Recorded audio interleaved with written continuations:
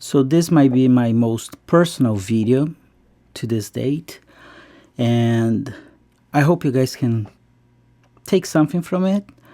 And I would talk like if this was my advice to my younger self, but it doesn't even apply to me because the way I won't say career, but the way my life as a musician turned out to be, um, a lot of things that I'm about to talk right here doesn't apply, unfortunately.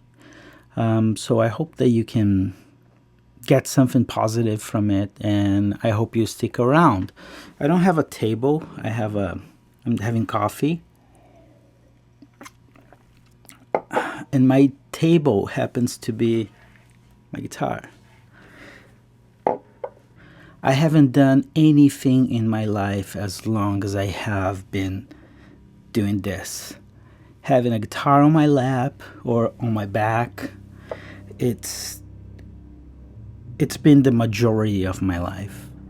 If I don't have a guitar next to me, it feels like I'm missing a leg or an arm. It feels like that's something I feel incomplete.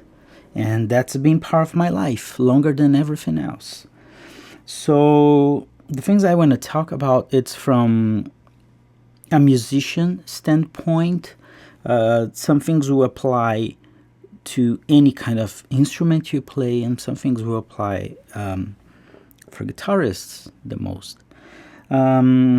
Today's Monday, the 20 something, 27th, I guess.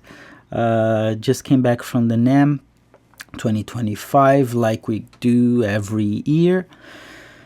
And every year I learn something. Every year I pay attention to the dynamics and to things that are going on, from the audience perspective, from the musician's perspective, from the company's perspective. And as an overthinker, I'm always trying to understand how can I improve, how can I get better, and what are the things that I have to change or adjust or improve in my personal life and in my business plan as a musician. We are our own company, we are our own business.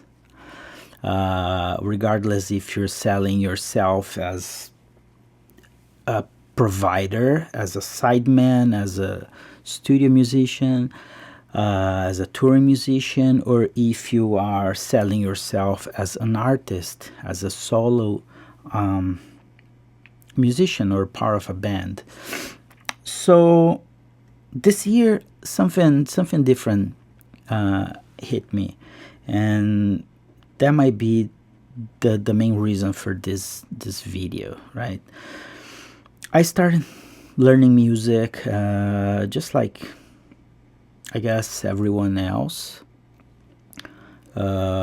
influenced by listening to music, watching music. Back in the day, you would watch a concert on a TV. Nowadays, it's on a computer, on a cell phone. You might listen to a song on the radio, and for the first time, you pay attention to that particular instrument or to something that it gets you, and that's how you develop that. You have to fall in love for music and for an instrument. And that happened 2 times in my life. I started on the piano because I was watching my father playing piano, and I wanted to do that. So I went to conservatory. I was like 5 years old and learning how to read, doing the exercises and everything. And when I was 10, I heard Gary Moore, and I wanted to switch from the piano to guitar. That's a short story of my life. But the point here is, once you fall in love with music, in our case with guitar, there's no going back. right? Whatever else you do, that there will always be that void inside you. There will always be that missing piece. I had many friends from school and neighbors that were also interested in music at a time. Some of them got to develop their talents and their skills, and then becomes that moment where you have to go to college and you need to decide what you're going to do. And I never got that decision because I started working as a professional musician at an early age, young age, and I saw of my friends going to college and changing, and friends that I have to this day that they're working as attorneys, doctors, and whatever. But music's still a big part of, their passion, their love. But it becomes that bittersweet feeling when you give up on something, you quit on something, to become part of society in a way that that's how we're being told from our parents, grandparents. We always pay the price, right? You can be financially responsible and successful, but from inside, sometimes you feel that you failed, and sometimes you go for the things you love. You hear the call, and you start your journey. It's hard to feel the accomplishment in all of these levels in your life: finances, family, relationships, health. When something doesn't go right, it's kind of everything else, it falls apart a little bit. My point is, I was born, I how I say, I was born and raised in the music as a musician. My parents, they were not musicians. My father just liked to play the piano. He played a little bit of guitar. My mom is an art teacher. So I had support to the point where that's the little kid playing piano for, friends coming to visit or family, to the kid who wanted to skip school to play rock and roll. So I didn't get that transition from the little prodigy to the black sheep, right? But it happened because I was born and raised in São Paulo, Brazil. All of my friends, you kind of select the friends and the people you click, the people you develop that affinity for the things you like. Nobody wants to be a friend with somebody who likes things that are different. So all of my friends, they were music lovers. They're not musicians. We were too young for that, but they all play an instrument. They all loved music, and that's what we're gonna do. We will skip school to just listen to records. There was no MP3, there was no cell phones or anything like that at that time, and I'm giving up my age. But I was raised in a community where a lot of those people, they became professional musicians. So did I. So I never had to really audition for a gig, for a band. I really never had to struggle in that sense, right? Like, oh man, I need a gig, I need a job, I need to afford my life. I was playing with bands, I was creating bands and doing everything from originals to covers to sideman work, and it was a natural course of life, living in the place where you were born and growing up surrounded by those guys. Same, I think it was for, people in the UK. Like all of those friends, like, let's start Deep Purple, let's start, Thin Lizzy, or here in America, right, Nirvana. And when you're a kid and you're growing up with friends and playing together, and things are a lot different. And I had that to a certain extent, to the moment where I was getting older. My friends were getting older, and they had to quit, or they decided to quit, or they made a decision to pursue something else rather than music. And whatever you do, it takes the most amount of time to develop and to get to the point where you want to be, and everything else will suffer, right?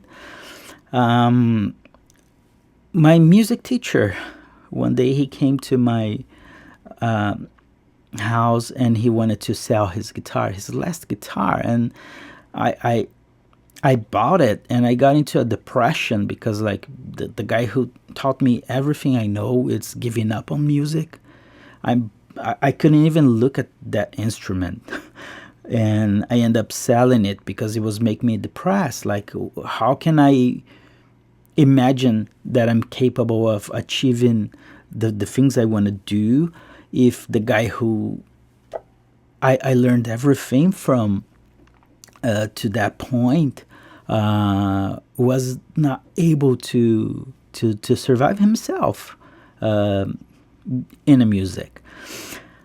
The point of this video is, once you fall in love with music, with the instrument, you will spend hours every day learning, playing, getting more intimate with your instrument and with music itself. You will learn music theory, you develop your techniques, you will find ways to do things that other people are doing that it might not be as comfortable or as natural for you to do, so you find your own way around the instrument.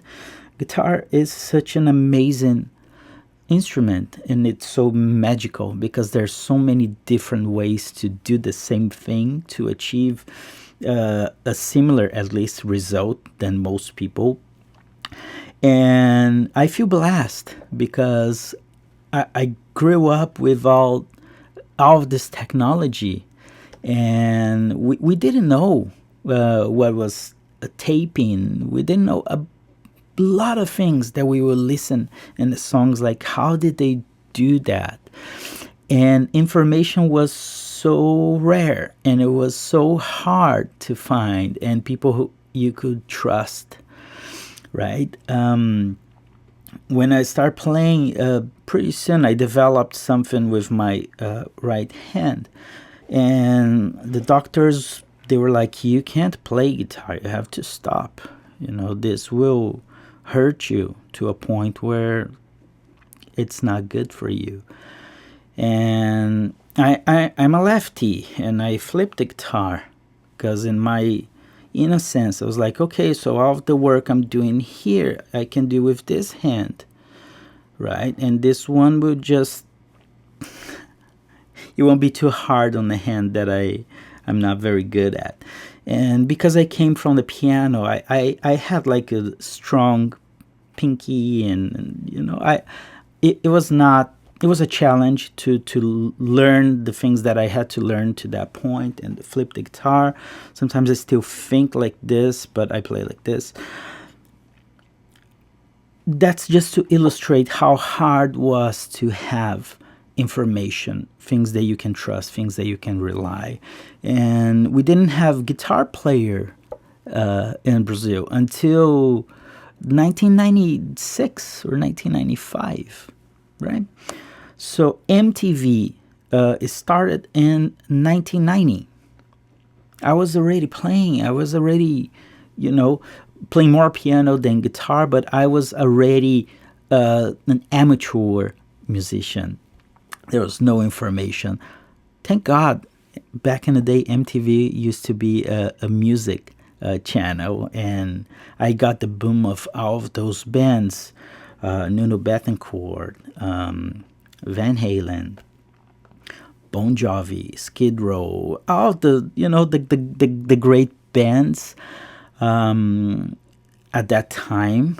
And because we were too far down south, I think the information got there a little bit later. So my 80s and all of my knowledge of the 80s music happened after the 90s. And that's just how it is.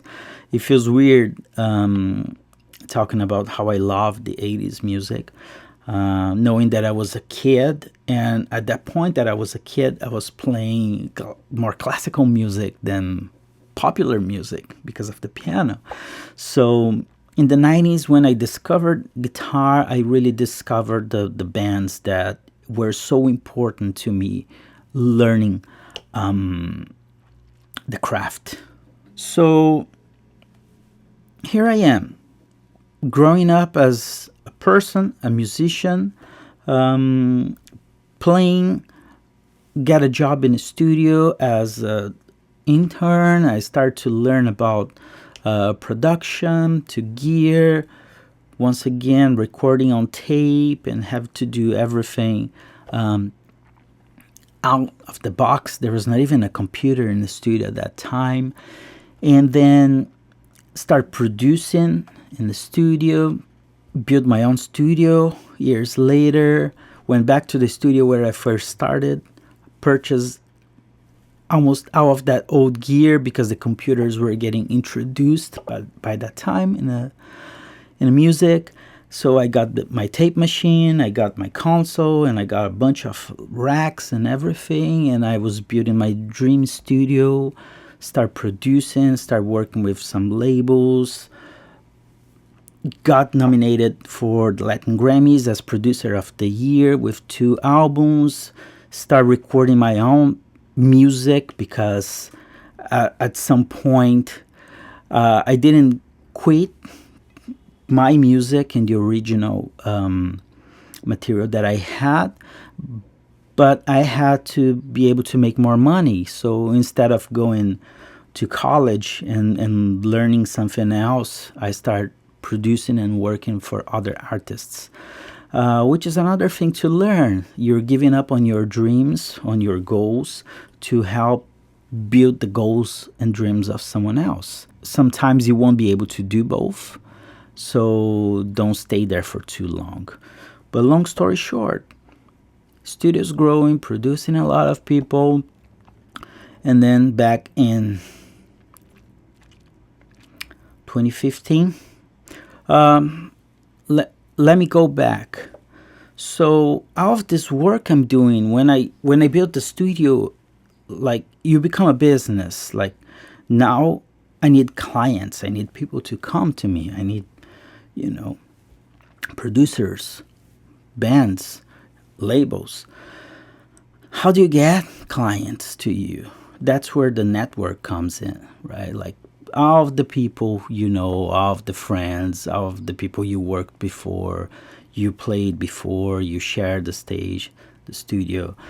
And because you have that network, it's not easy, but once again, it's possible. And that's what got me going when I first opened my own space. So that's a key point in the story. Fast forward 2015, I close one day because I have a gig. Come back next day, somebody broke into the studio and they stole everything. And whatever they didn't take, which was very little, they trashed. So I lost all of my gear, my tape machine, my console. There was like bolt into the ground, and it would take like 4 people to lift that console. So somebody just parked the truck, and they broke into the studio, they load the truck, and they left because that stuff wouldn't fit in a car or in a SUV.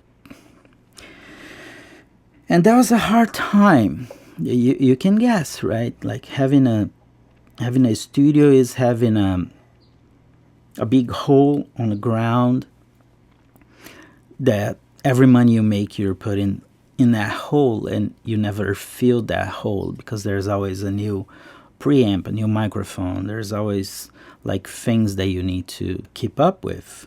When I say studio, I'm not talking about this spare bedroom I have in my house with a computer, a few amps behind me, uh, which is so small that all of my guitars, they're hanging on the wall in the living room because they don't even fit here. It was a commercial space with people working, right? And it was a big loss, financial loss, and unexpected. And I got pretty depressed. But this video is not about this. But that was the reason why I wanted to give up, not in music, but in life. And that's the reason why I moved to Los Angeles. And that was 10 years ago. So I got here as a kind of suicidal mission. Didn't know what to do, didn't have a plan, didn't have the strength. And I really came like thinking, this is where I want to die. I just want to be far away from everyone I love, from everything I know, from everyone who loves me. And it was stupid, it was selfish, it was out of desperation. But soon enough, I understood that I might not die, right? Not just yet. So I got to do something. So I was living on the corner of Hollywood Boulevard and Whitley. So I would get down from the apartment and stand at the corner, and I would look at people walking, carrying instruments, and I would follow them. Because I came here, I had no friends, I had no family, I had no money. I just gave up. And I could barely speak English because I never planned to be here. I never planned to move. I never had the dream like many people do, like to go to America, right? I was born in America, South America. I came here because it was the weirdest thing I could do. And I was just following these guys. Let's see where they go. Because whatever they're going, if they're musicians, it has to have music. And some people were going to this place called MI, the Musicians Institute. 10 years later, never been inside that place. And then there's this particular guy, he walked into a church. And as a Christian, I was very relieved to find something like that. And anyway, soon enough, I start playing at church, and I start to make friends. I start to get recommended for gigs. I learned that there was something called Craigslist, that you will find gigs, but you have to go to the studio. You have to learn songs prior to that, and you have to kind of do an interview. You're applying for a job, right? And I just had no money. I had to walk all the way Cahuenga to Lancashire to like amp rehearsal. It's a big studio here in North Hollywood. And that was part of my life. And at some point it occurred to me, I came here to die. And I caught myself fighting to survive. And you make friends, you start playing, you start touring, you start recording for free. And I did so many albums for free because people will abuse you. Because you come here, you're older, you have no friends, you know nobody, and nobody knows you. And I found myself like having to prove what I can do or if I can deliver. People will definitely take advantage of you. But anyway, recorded a lot of music for free. I was going to the studios and just doing that. I did a lot of gigs for free. But you start to know people, you start to learn about the LA BS. And it didn't take very long for me to try to get back to my own music. Here's the point. All of those years learning music, developing my technique and trying to become better musician, a better guitar player, and the best I could be, and versatile, because the only thing my father told me, because I'm a rock musician, and the only time he would tell me something kind of to show some kind of support, it was kind of, oh, you need to learn everything. You need to learn the bossa nova. You need to learn reggae. He never say reggae, but you get the point. You have to be versatile because you will not be able to make music if you just play this, right? And then here I am, and you see so many the artists as specialists, right? And I was thinking like, no, nobody will ask Joe Satriani to play a bossa nova, right? Why do I have to play all these kinds of music? And it took me a while to understand what is my journey and what are the things that are important to me. Learn from everything, learn from every kinds of music, but don't feel the pressure that you have to excel in everything. There are a lot of things that I learned. Harmony, about functions and chords and substitutions that are applicable in the kind of music I do. And knowledge doesn't take space, right? It goes right inside. Learn everything you can, but don't put the pressure on yourself. Oh my God, I can't play punk rock, because there's art to that as well, and it's easy as guitar players to overlook things. To me, growing up, everything that was not Van Halen, everything that was not George Lynch, I love George Lynch. Like this is crap, right? If there's nothing challenging, nothing that I can learn from, like it can really make me work a few hours to understand what's going on, I will kind of overlook all that stuff. So don't do the same mistake I did.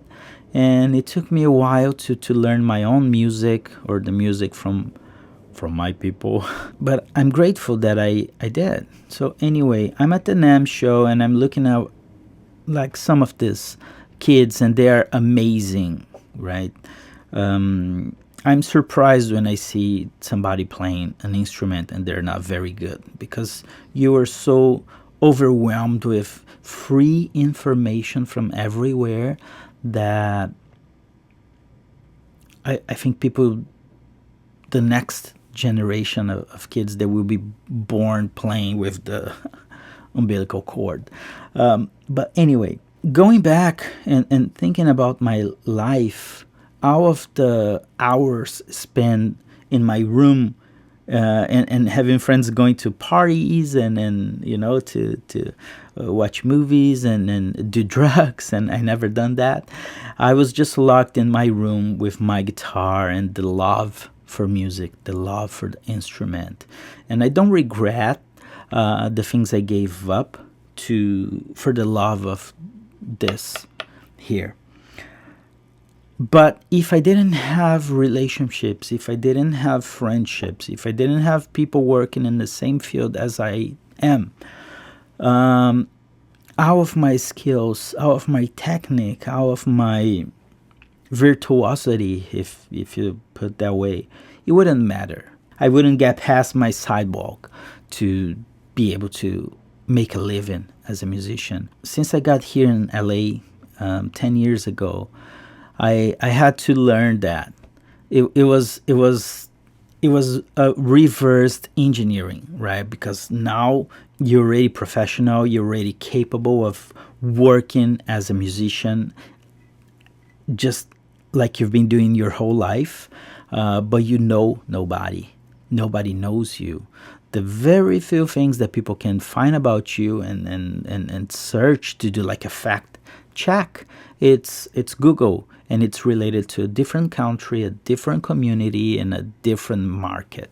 So how you gonna stand up? And I made mistakes, right?